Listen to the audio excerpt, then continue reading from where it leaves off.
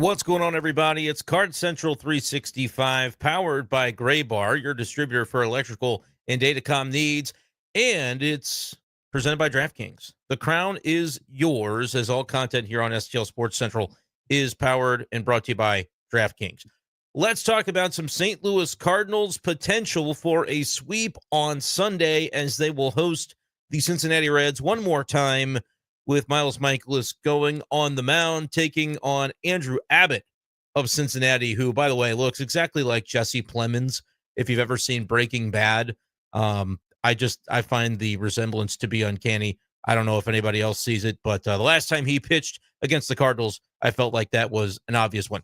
We're chatting things over today over on YouTube, so if you'd like to join the live chat with your comments, you can do so. As you wake up and suddenly the Cardinals have won 5 games in a row. It maybe doesn't feel like it because they had the struggles of the previous week, but the games against the White Sox count, folks. You play the White Sox just like the other teams in the NL Central get to play Chicago, and you get to play the Pirates, and you get to play some of the bad teams in baseball. You play everybody now with MLB's balanced schedule that was implemented last year, so you have to take advantage of the bad teams that you play. The Cardinals did that against the White Sox. And now they're about to take on for the third time a Cincinnati Reds team that, was kind of nipping at your heels there for a little bit if you're the Cardinals. And if the Cardinals are able to get this win on Sunday, you can really put the Reds kind of back in their play. I believe they would drop to 500 at 39-39 if the Cardinals can get the win on Sunday, which would mark the second consecutive sweep for the Cardinals if they can accomplish it. So a lot to look forward to about this afternoon at Busch Stadium. Interested to see what kind of Miles Mikolas start are the Cardinals going to get. You can let me know in the comments your thoughts on that one. I would argue that his last outing was one of his best of the season for the Cardinals. Gave up a couple of runs while scattering 6 hits against the Milwaukee Brewers, but the 7 strikeouts. I mean, that's an element of Miles Mikolas' game that we have not typically seen from him, being a big strikeout arm, and it was good to see in that last outing that he had at Milwaukee. Can be a tough place to pitch as well. So after a tough one for Miles against the Blue Jays the previous time out, we got a good version of him last time, and that's what the Cardinals will be hoping to see on Sunday afternoon as they take on Cincinnati. And that's a Cincinnati lineup that does have some troubled spots to have to deal with. I'm sure Elly De La Cruz will be ready for Miles Mikolas, assuming that he is in the lineup. I want to take a quick moment to check on some pitcher versus batter stats, see how Miles fares against some of these Reds. And based on the list that I'm looking at right now, it could be a bit of a challenge to take on this Cincinnati lineup. Will Benson is 7 for 10 against Miles Mikolas with 2 doubles and a home run with an 1,800 OPS. Elly De La Cruz is 5 for 13 with a double and a triple. That's a 1,082 OPS. TJ Friedel has seen him and hit him well. Garrett Hampson, in a couple of at-bats, has a hit and a walk against Miles Mikolas. Spencer Steer with good numbers as well. All those guys have an OPS better than 1,000, and so we'll see how many of them end up in the lineup for Cincinnati in this one. Getting some comments rolling here, and you can join us with a comment or whatever your thoughts may be in the live chat on YouTube. All you have to do is subscribe to the channel, and then the live chat will be available to you. Vernon jumps in and asks, who's available in the pen?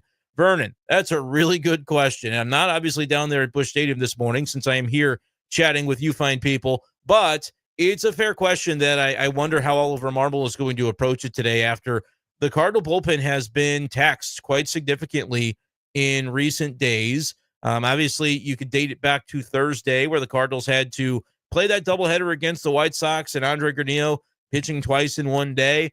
But then to come to St. Louis the next night, not have an off day after that doubleheader, know that you've got that whole weekend series, and then arguably your most important series of the season to date with the Chicago Cubs coming to town beginning tomorrow on Monday. That is an interesting spot for any bullpen to be in. Andre Palante did an important job, I think, Friday night, giving you 6. And then we saw Maton, John King, Romero, and O'Brien capping off that game. And then yesterday, of course, and look, I thought the 5 innings that Sonny Gray gave you were enough. When you consider the 96, 97-degree heat that was taking place out at Busch Stadium in a day game, you like for these games to be a night game if they can. But the weekend schedule is what it is, and the Cardinals are having to play these games during the day. Now, the Reds have the same challenge. They turned to Chase Petty in the finale of their game on Saturday. And that's a guy that the Cardinals had obviously seen pretty well previously. So, like, that kind of tells you where their bullpen is at right now, and ailing for sure. But as the Cardinals go, it's going to be interesting because you went Matz, Granillo, King, Helsley, Maton yesterday. That's a back-to-back for Maton. That's 3 games in 3 days, basically, for Granillo, because he pitched twice on Thursday, once on Saturday, pitched in 3 separate innings yesterday because he came in the 7th, pitched the 8th, and also recorded an out in the 9th. And so it's looking to me like that's going to be a guy that's unavailable. You've seen a bit of John King, but he might be able to give you a couple of outs. Helsley, you'd like to think, would be a possibility on a back-to-back after not being used Friday. But yeah, it's a fair question from Vernon. I don't have all the answers to it. You should have a number of guys like Riley O'Brien should be able to bounce back after pitching Friday. Should have him. Like I said, maybe King gives you a couple of outs. Jojo Romero should be able to bounce back after he didn't pitch yesterday. You're basically looking at all the guys who didn't pitch Saturday and going, hey, what do you got for me? I know you may have pitched a heavy workload in the week previous, but we're definitely going to need you here. And more than anything, I think they're going to need 6 out of Miles, which is a tough ask. I gave Sonny Gray credit for the 5 innings he pitched, 79 pitches in the game on Saturday with all that heat. So it would be more than reasonable to say, hey, if Miles can get you through 5, that's good enough. But is that really good enough for a Cardinals bullpen that you'd hate to think is going to ail even further going into what is going to be that 4-game series against the Cubs, your most important of the season? So, Vernon, you're thinking along the right lines there, and it's going to be interesting to see exactly how Oliver Marmol manages it. But you're hoping that you get an efficient Miles, because if you don't, you could see some things. Now, I'm not going to discount the possibility that the Cardinals see what you're seeing and make a roster move this morning. There is no lineup yet out for the Cardinals. The clubhouse time was originally scheduled to open to the media at 10:10. It's not going to open until 10:30. So if we're still on here in about 12 minutes, we can maybe check the wire if there's going to be any news that may materialize, because, yeah, the Cardinals could have a little bit of trouble getting through this game. If it was a normal weather circumstance, maybe you're not that worried about it. Phillips says 7 innings would be nice to help the bullpen, especially with that big series starting tomorrow. 100% Phillip. And I think normally you would say, hey, Miles, can you stretch and give us 7 today? In that heat, guys, I don't know if that's a fair ask of Miles Mikolas or of anybody, right? If you didn't ask it of Sonny Gray yesterday, 5 innings, 79 pitches, and you said that was good enough for us, thank you for your contribution, to turn around and say, oh, Miles is going to have to get us through 7, I just don't think it's realistic. I think 6 could be stretching it. Again, I think the heat is a factor. Now, Miles Mikolas, Florida boy, right? He's grown up in the heat and humidity, and so maybe he's going to be – and look, I will say this. I can recall from past press conferences or post-game interviews with Miles Mikolas, he will not ever use the heat as an excuse.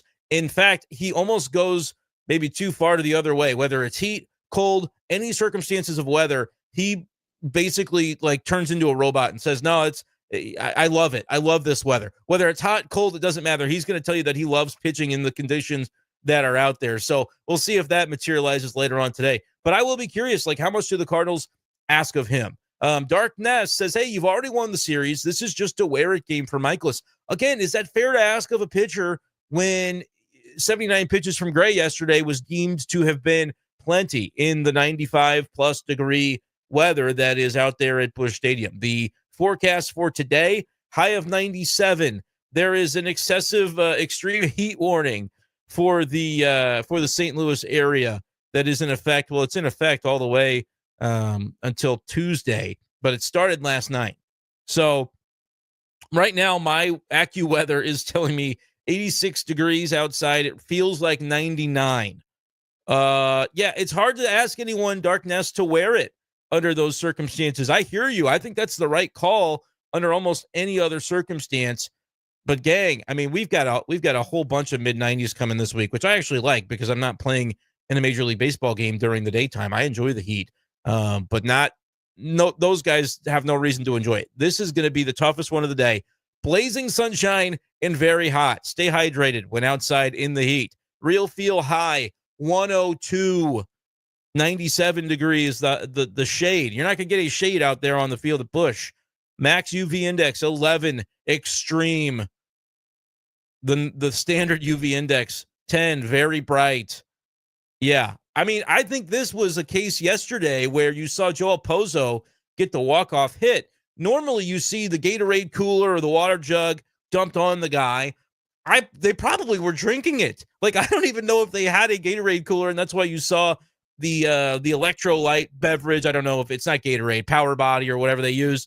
He dumped Ivan Herrera, dumped it under the shirt of Joe Pozo after they ripped off his jersey. They probably didn't have an ice bucket left because it melted. Like, this is the thing that I'm thinking about as it goes along. Let's talk with Jerry here. Didn't they justify paying Mikolas so much because he could pitch a lot of innings? If so, today's the day. Guys, I just don't think that's fair. Look, the ship has sailed, for one, on justifying the contract of Miles Mikolas. Like, that wasn't a good contract. We already know that wasn't a good contract, and it's going to end up being not a very good contract. That's number one. Like, I don't, yes, you want to anchor to, is he pitching for the value that you're getting from him with the money? I understand that. A lot of fans want to point to the money.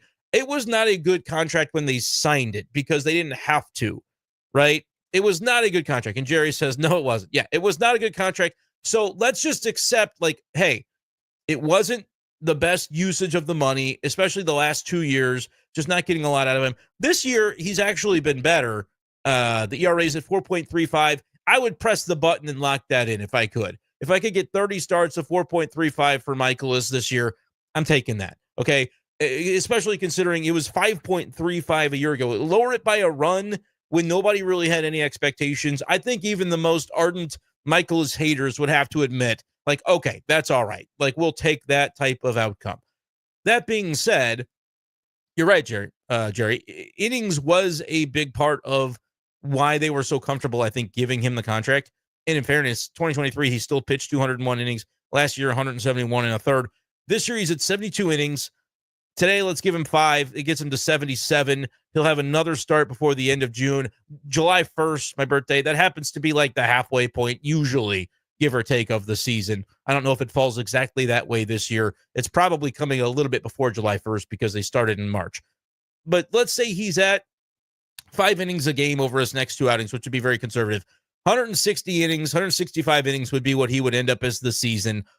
Which is not right. Yeah, it's not as much as you want. But again, I think we're looking at it and saying we already have kind of known the contract wasn't going to be a great deal. So if you can just get a 4.3 ERA for 160, 170 innings out of Mikolas, and he's your number 5 this year, I know that, Palante had kind of gone downhill a little bit to the extent that his numbers are more like a number 5, although I think he could pass Mikolas in ERA still. He's at 4.48 after a start that he made a couple nights ago Friday. That was a really, really good start that we probably didn't talk enough about for how good my Andre Palante was against the Reds on Friday. But I think for Mikolas, it's just hard for anybody to say, no, you're supposed to be an innings guy. Today's the day to do it because it's 100 degrees and we need you.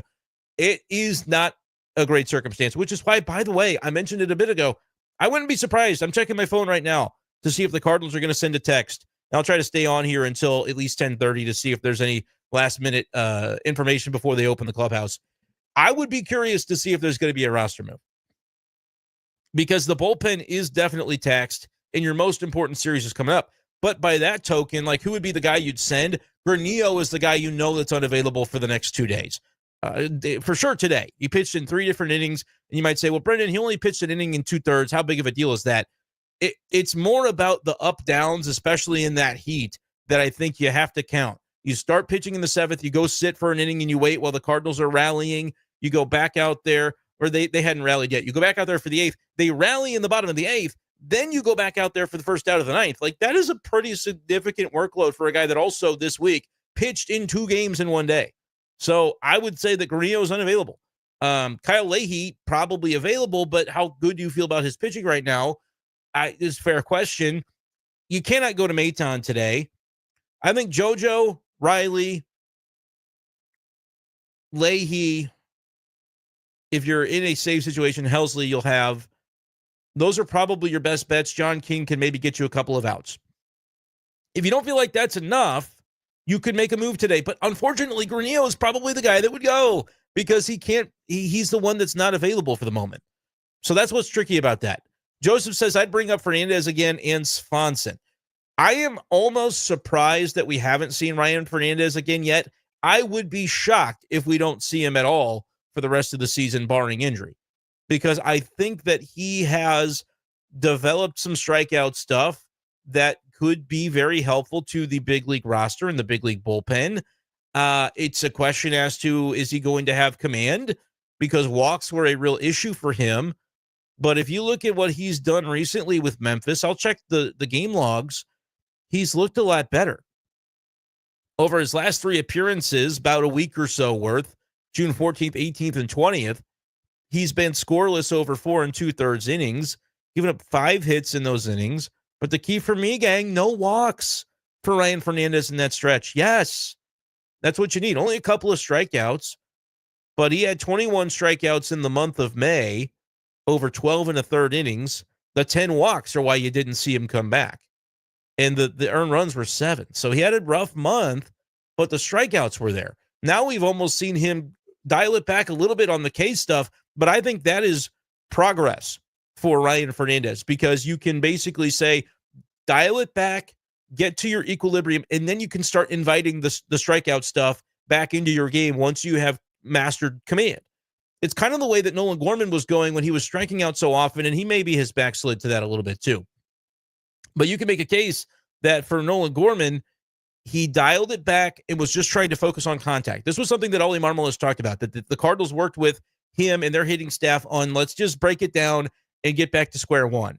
They did that, and then he ends up inviting some power back into his game once the contact was consistent. I think Ryan Fernandez has gone through the pitching version of that. Swanson is a tough one, Joseph, because I just don't know how much trust he has with the big league staff for the key spots. They could throw him out there for mop-up, but Fernandez is a guy that could regain trust because the stuff is better. I don't know if that's a fair way to characterize Swanson, but it is possibly the way that they look at him. Joseph has an idea for how the Cardinals might be able to get out of this mess, and I will mention that comment in a moment here and tell you my thoughts on it. But first, I want to tell you about DraftKings Pick 6, because DraftKings Pick 6 is your fastball right down the middle during this baseball season.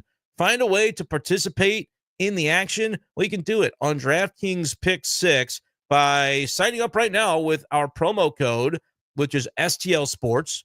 Download the DraftKings Pick 6 app now and use code STL Sports for new customers to play $5 and get $50 in Pick 6 credits. Better payouts, bigger wins, only with Pick 6 from DraftKings. The crown is yours. Gambling problem? Call 1-800-GAMBLER. Help is available for problem gambling. Call 888-789-7777 or visit ccpg.org in Connecticut. Must be 18 and over. Age and eligibility restrictions vary by jurisdiction. Pick 6 not available everywhere, including New York and Ontario. Void where prohibited. 1 per new customer. Bonus awarded as non-withdrawable Pick 6 credits that expire in 14 days. Limited time offer. See terms at pick6.draftkings.com/promos.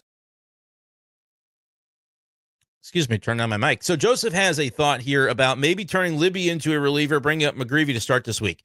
Couple of things, and Jerry is right. Don't mess with Libby. I don't think that there's a benefit to doing that with Libby, because you're going to need the starters against the Cubs as well. It's going to be a big part of things. But by the way, don't forget that McGreevy did just pitch. So I don't think you're going to put McGreevy into, I guess you're talking about starting this coming week against the Cubs. So let me backtrack. McGreevy will start this week against the Cubs. That's going to happen. They called him up for the Thursday doubleheader. He was able to be the 27th man. Doesn't count against the roster and doesn't count as a time of being called up where you then have to wait 15 days in the minors to be recalled. His date is, I believe, tomorrow, the 23rd of June. If not, it's the 24th, where he's eligible to come back up from the 15 days since the Cardinals called him up and then demoted him back to Memphis the first time. Remember, he made that start earlier in June prior to this White Sox start, where they demoted him right after it because they needed the bullpen arms to get through this stretch.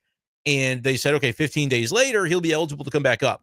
I don't know if the Cardinals have announced, and again, we're waiting. It's 10:30 now. So the news, if there's going to be news, is liable to come at any moment about potential roster moves. You're not going to mess with Liberatore. You are probably going to throw McGreevy in there. Liberatore's tomorrow. He's Monday scheduled. Fetty is scheduled for Tuesday. It's a TBD on Wednesday and a TBD on Thursday. By the way, the Cubs are TBD throughout their entire series, so they haven't given you any information yet. ESPN Fantasy says McGreevy is pitching Tuesday. I'm just looking at MLB.com for what's official. He ESPN Fantasy here, Philip, is probably why it's saying that he pitched Thursday. So you go Friday, Saturday, Sunday, Monday. His turn would be Tuesday. ESPN Fantasy probably doesn't recognize that he's not currently on the roster. His turn will be Tuesday. They could start him on normal rest Tuesday, or they could give him an extra day to go Wednesday. My guess is they very well may let him go Tuesday and bump Fetty back to Wednesday, because a veteran they might want to give the extra day to when they can buy them the extra day. The extra day is not as necessary for the young pitcher that's bushy-tailed and bright-eyed and ready to go pitch, right? So that might be the way that they handle it, Philip. But just for the record, they wouldn't have McGreevy listed as a probable yet because they haven't announced a roster move. Somebody will have to go down for him to come up. And so there's a lot of moving parts to that, and they just wouldn't put McGreevy on the schedule even if they knew it was going to be him. But for now, just so y'all know, MLB.com officially does have it as Fetty scheduled for Tuesday. But yeah, Liberatore doesn't leave the rotation. He pitches Monday, and then you have to churn the bullpen this week. That might be a reason you don't do it today. You try to slide through this day with your innings eater, in theory, Miles Mikolas, with maybe 4 relievers available, and you try to get through this so that later in the week, when you really need it and the chips are down, you might be able to squeeze out a little bit more from that bullpen by churning it later in the week. Because anybody you send down right now, you can't have for 15 days. So they're going to really try to exhaust the guys that they can use before they potentially churn them through. But it's a 6-man rotation. Like in addition to trying to find ways to keep rested for the bullpen, you're trying to do what you can do to have your starters be rested as well. And the text that I predicted, Darkness said they did make a roster move. I'll read it to you now. Gordon Graceffo is back. Andre Granillo is optioned to Memphis. So this is not entirely surprising, right? I talked about it earlier in this very show that with Granillo pitching in 3 different innings, you probably won't see him on the team today. Sometimes you can anticipate these things, right? Graceffo is the perfect guy to recall because he can also give you some bulk if you need it today behind Miles Mikolas. Don't be surprised if today is Graceffo's only day on the roster this week. Miles gives you 4 or 5. Graceffo gives you 4. You clean up the rest of the game how you need to. That could be a way that this goes. Miles gives you 5. Graceffo gives you 2, maybe 3. That could be a way that this game goes. It's going to depend on the score. But that's why you do it, is because he's somebody that has the bulk ability. Now, he hasn't been stretched out recently. Graceffo has been pitching in shorter stints, has been a reliever, but we know he's a former starter, and so we know that there's probably that ability there within him to gear it up a little bit extra if you need to. I think a trip through the lineup, very reasonable to expect. I bet Graceffo pitches today. I bet tomorrow, I'll do you one better. Tomorrow, you might see Graceffo, if this plays out that way, he pitches a couple of innings. Tomorrow, you might see Graceffo down for Ryan Fernandez or Matt Swanson, or maybe like Roycroft, maybe. I don't think they can even, it hasn't been 15 days for him. So I think it probably should be Fernandez. I'd have to check and see. Fernandez pitched on the 20th. So if they tell Memphis, hey, don't use Fernandez today, he'll be very rested, then maybe Fernandez could be the guy tomorrow, or you could see it being Kyle Leahy. That is a possibility as well. And so we will see what ends up happening there. I'm going to update the title right here of the video real quick, because I think this is something that people are maybe going to be a little bit concerned or curious about, because Granillo has been so good. But I think it's something that probably had to happen today, because they just need to get through not only this series, but they need to get through the series in against Chicago coming up this week. And I think this is the best way to make that happen. Could Matz get a couple of outs today? Now, he pitched in multiple innings yesterday, so I would be hesitant on that, but it's going to depend on how he comes in, how he feels. Ollie's going to talk with him this morning, I'm sure, if it hasn't happened already. Joseph is a fan of Graceffo, not a fan of Roycroft. Roycroft has struggled. They can't bring him up anyway because I think it's been too recent that he was optioned back. Ollie loves himself some Leahy. Look, man, Leahy was really, really good when he was really, really good, and he is struggling recently. I think that's a guy that I'm going to be very hesitant to send to the minors, and he also should be available today because he was off yesterday. I know that it's like you can't just assume a guy's available because he didn't pitch the day before, But with the way the bullpen's going right now, they just might need Leahy for that. One thing I'll say, and I know that Leahy has not been as sharp recently. He's given up a hit in every outing since May the 7th, right? Like, he has not been as sharp. That's 7, 8, 9, 10, 11, 12, 13, 14. That's like 15 consecutive outings that he has given up at least one hit. What I will say for Leahy, before he gave up 3 runs the other day against the White Sox as part of that doubleheader, he had a stretch of 5 games where he went 7 1/3, 1 run, 7 strikeouts. So Leahy had sort of turned the corner again, and then he had a bad outing. Guys are allowed to have bad outings. It's going to happen. We're not really in the dog days of summer yet, but we're in the warm days of summer. And so, this is an aspect of it that you do have to be mindful, where relievers are not going to be perfect in the month of June and July. It's not going to happen. But I also think that we have seen enough of Leahy to know that, like, try to work him back out of it, because we just saw a decent stretch from him prior to the last blow up against the White Sox. So that's the roster move. Graceffo up, Granillo down. It's availability reasons. You'll see Granillo again this year. When the Cardinals have a month where, let me look at the calendar. When they have a month where they're not as burdened by the schedule with barely any off days, they have had like one off day in June. They had one at the beginning of the month on the 2nd. They had one on the 16th, and then they don't have one until July the 3rd. July goes like this: off on the 7th, All-Star break the 14th through the 17th. Rugged stretch after that, though. July 31st is an off day. But then you go in August, you go off Thursday the 7th, Thursday the 14th, Saturday the 23rd, they're off. And then you get into September where there's an off day every single Thursday. So it's going to lighten up. Right now, they just have to turn the crap out of it. Granillo earned a trip back for sure. Did he pitch 3 days in a row? He did not pitch 3 days in a row, Adam, but he pitched 3 games in 3 days. Remember, Thursday, he pitched in both games of that doubleheader. Didn't pitch Friday. Did pitch in 3 separate innings yesterday. So, I mean, that is a unique workload for a reliever who's been kind of a 1-inning reliever for the most part in the minors. For him to have pitched 2 games in 1 day, even though it was just to 1 batter in that first game, it's just 4 pitches. But he pitched in that game. He had to warm up for that game, throw 10 to 15 bullpen pitches, come in, face that batter, and then pitch in the game in the afternoon game of that doubleheader for a full inning. And then yesterday, 1 day off, and then he pitches in the 7th inning. He warms up. Think about that. 10 pitches to warm up, whatever it is, 10 to 12, maybe another 6 or 7 on the mound. Pitch in the 7th inning, get an out, pitch the 8th inning, give up a run, sit down, Cardinals rally, pitch the 9th inning with a batter there in 3 separate innings. That's it. That's a lot, man. And it's a rookie that's kind of mostly just been a 1-inning guy, I think, for the Memphis Redbirds. 1 or 2. He also pitched the 9th inning, or pitched in the 9th and the 10th, I think it was. No, what am I reading here? No, that's just the 9th inning. Apologies. I was getting confused by Baseball Reference. The 17th of June, he pitched. So he pitched, had a day off, pitched in 2 games in 1 day, day off, pitched yesterday in 3 separate innings. That is 4 games in 5 days, 17, 18, 19, 20, 21. Yeah, 4 games in 5 days. So I think with the workload we saw yesterday, they were going to limit him to probably being off till Tuesday. So you bring up Graceffo, who is a great candidate because he can pitch multiple innings today, and then you can churn him right back down tomorrow. It's unfortunate, but that's the need. That's what they're asking of Graceffo today. Joseph can see Mikolas pitching well today, but barely 6 innings. I agree with that. Adam says, if they called me up, it would be hard to say I can't pitch. It's your whole damn dream. It's your whole dream for your whole life. I mean, wow.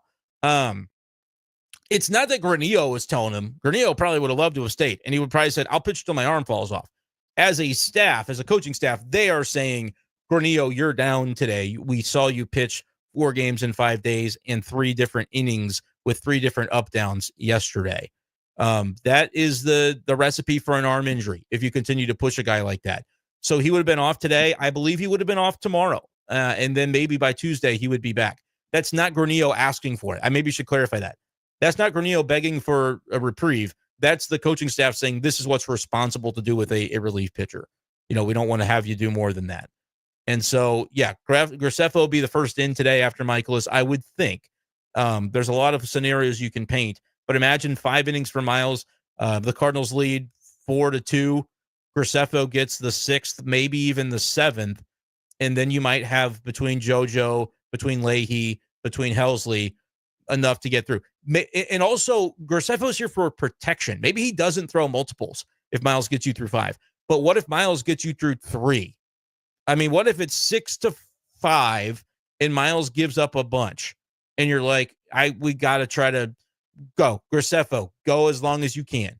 Bridge the gap to the late inning relievers because we only have a couple of them who are available today. That's another way that this could go. So you have flexibility because of Gordon Graceffo's presence here on the roster today. And like I said, probably a one and done, no matter how well he pitches. But the Cardinals are going to remember these moments for the future. They're going to remember how Andre Granillo handled this week.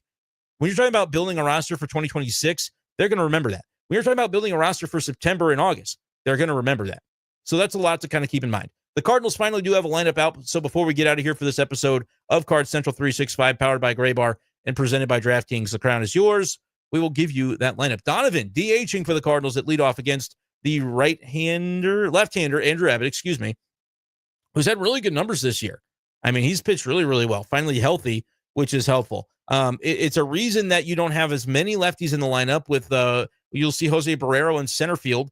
Very compelling. I am interested to see what that looks like because Miles is a fly ball pitcher. Victor is your best fly ball center fielder, but the lefty is not going to be a good matchup for Victor Scott. Donovan, Wynn at short, Burleson in left, Contreras, Arenado, Sajaci at second. So they're packing the righties in there. Pozo, after his heroism yesterday, gets the start behind the plate at catcher. So it's another good right-handed bat. Rather than having Pages in there, who's maybe lesser at the plate, they've got Pozo, who's hitting 308 with a 359 OPS. Walker and Barrero clearly stacking the deck with righties. And then I think you'll probably see potentially Victor Scott comes into this game in the middle of the game. He's your hands team for defense at the end of it. Center field, though, for Barrero. This is a challenge. This is going to be interesting for sure. Joseph mentioning that Donnie needs a day off. He doesn't get it today, though, gang, and he's not going to ask for it. No rest for the weary. Hunter, obviously players need to rest, but do you think yesterday was a test for a team playing without players they plan on trading? No, I really don't.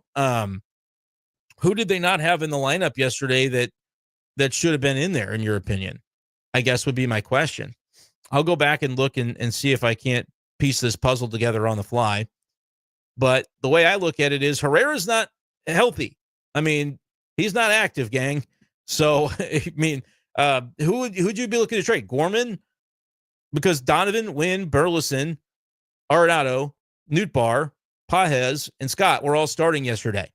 The only guy that maybe you would say you could float in a trade is Gorman. I don't think there's anybody else that started yesterday that you would say you were showcasing for a trade. Herrera's not on the team right now, gang. He is on the injured list. So that's interesting. Steve says, bring up Nathan Church, 346 batting average.